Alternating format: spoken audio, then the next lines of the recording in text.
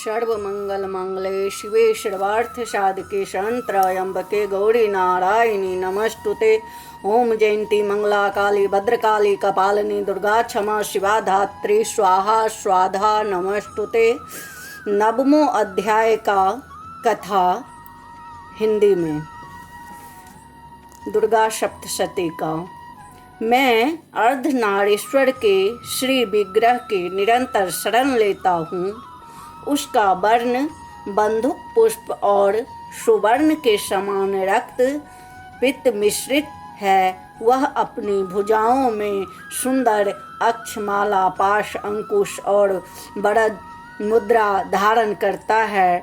अर्धचंद्र उसका आभूषण है तथा वह 3 नेत्रों से सुशोभित है। राजा ने कहा, भगवान आपने रक्त बीज के बध के संबंध रखने वाला देवी का चरित्र यह अद्भुत महात्म मुझे बतलाया। अब रक्त बीज के मारे जाने पर उत्पन्न क्रोध में भरे हुए शुंभ और निशुंभ जो कर्म किया उसे भी मैं सुनना चाहता हूँ। ऋषि कहते हैं, राजन, युद्ध में रक्त बीज तथा अन्य दैत्यों के मारे जाने पर शुंभ और निशुंभ के क्रोध की सीमा न रही। अपनी विशाल सेना इस प्रकार मारी जाती देख निशुंभ अमर्ख में भरकर देवी की ओर दौड़ा। उसके साथ असुरों की प्रधान सेना थी। उसके आगे पीछे पार्श्व भाग में बड़े बड़े असुर थे जो क्रोध से ओठ चबाते हुए देवी को मार डालने के लिए आए।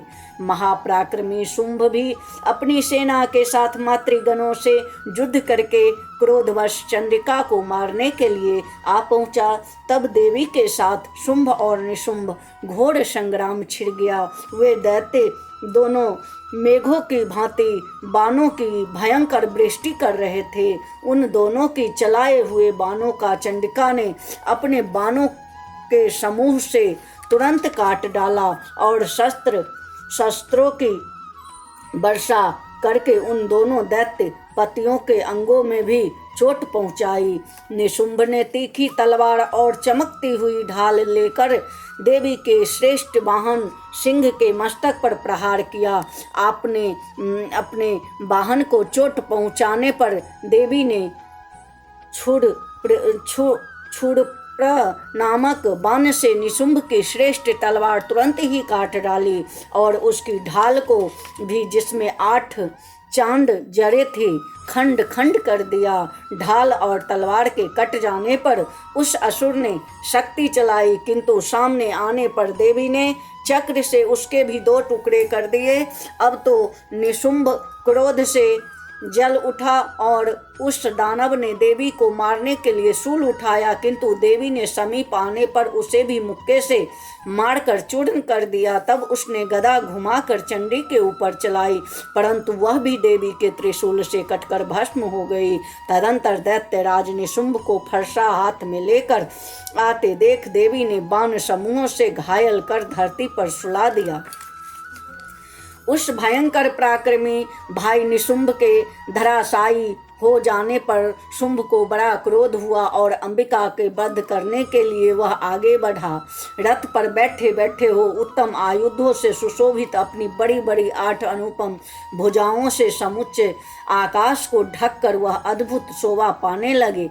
उसे आते देख देवी ने शंख बजाया और धनुष की प्रत्यंक्षा का भी अत्यंत दुस्सह शब्द किया। साथ ही अपनी घंटे के शब्द से जो समस्त दैत्यों को सैनिकों को तेज नष्ट करने वाला था, संपूर्ण दिशाओं को व्याप्त कर दिया।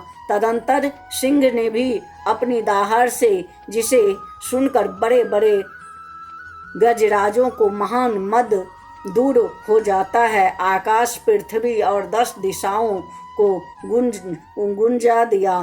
फिर काली ने आकाश में उछलकर अपने दोनों हाथों से पृथ्वी पर आघात किया। उससे ऐसा भयंकर शब्द हुआ जिससे पहले के सभी शब्द शांत हो गए।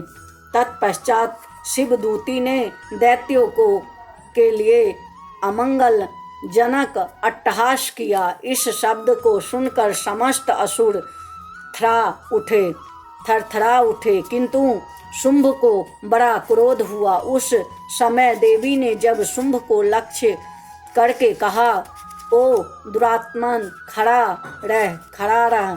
तभी आकाश में खड़े हुए देवता बोल उठे, जय हो, जय हो। शुंभ ने वहां आकर ज्वालाओं से युक्त अत्यंत भयानक शक्ति चलाई। अग्नि में पर्वत के समान आती हुई उस शक्ति को देवी ने बड़े भारी लुक से दूर हटा दिया। उस समय शुंभ के सिंह नाद से तीनों लोक गूंज उठे। राजन, उसकी प्रतिध्वनि से वज्रपात के समान भयानक शब्द हुआ, जिसने अन्य सब शब्दों को जीत लिया। शुंभ के चलाए हुए बाणों को देवी ने और देवी के चलाए हुए बाणों के शुंभ ने अपने भयंकर बाणों द्वारा सैकड़ों और हजारों टुकड़े कर दिए। तब क्रोध में भरी हुई चंडिका ने शुंभ को शूल से मारा। उसके आघात से मूर्छित हो वह पृथ्वी पर गिर पड़ा। इतने में ही निशुंभ को चेतना हुई और उसने धनुष हाथ में लेकर बाणों के द्वारा देवी काली तथा सिंह को घायल कर डाला।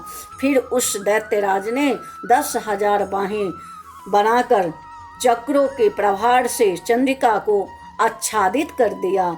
तब दुर्गम पीड़ा का नाश करने वाली भगवती दुर्गा ने कुपित होकर अपने बाणों से उन चक्रों तथा बाणों को काट गिराया। यह देख निशुंभ दैत्य सेना के साथ चंडिका का वध करने के लिए हाथ में गदा लेकर बड़े वेग से दौड़ा। उसने आते ही चंडी किन्ने तीखी धार वाली तलवार से उसकी गदा को शीघ्र ही काट डाला। तब उसने शूल हाथ में ले लिया। देवताओं को पीड़ा देने वाले निशुंभ को शूल हाथ में लिए आते देख चंडिका ने वेग से चलाए हुए अपने शूल से उसकी छाती छेद डाली। शूल से विदर्ण हो जाने पर उसकी छाती एक दूसरा महाबली एवं पराक्रमी पुरुष खड़ी रह करता हुआ निकला। उस निकलते हुए पुरुष की बात सुनकर देवी ठठाकर हंस पड़ी और खड्ग से उन्होंने उसका मस्तक काट डाला। फिर तो वह पृथ्वी पर गिर पड़ा। तदंतर सिंह अपनी डांडों से असुरों की गर्दन कुचलकर खाने लगा। यह बड़ा भयंकर दृश्य था। उधर काली तथा शिवदूती ने भी अन्याय दैत्यों का भक्षण आरंभ किया। कौमारी की शक्ति से विदर्ण होकर कितने ही महादैत्य नष्ट हो गए। ब्रह्मानी की मंत्रपूत जल से निस्तेज होकर कितने ही भाग खड़े हुए। कितने ही दैत्य माहेश्वरी के त्रिशूल से छिन्न भिन्न हो धराशायी हो गए। बाराही के थुथने से आघात से कितनों को पृथ्वी पर कचुम्बर निकल गया। वैष्णवी ने भी अपने चक्र से दानवों के टुकड़े टुकड़े कर डाले। इंद्र के हाथ से छूटे हुए वज्र से भी निकले कितने ही प्राणों से हाथ धो बैठे। कुछ असुर नष्ट हो गए, कुछ उस महायुद्ध में भाग गए तथा कितने की काली शिवदूती तथा सिंह के ग्रास बन गए। बोलिए जय श्री कृष्ण, जय श्री राम।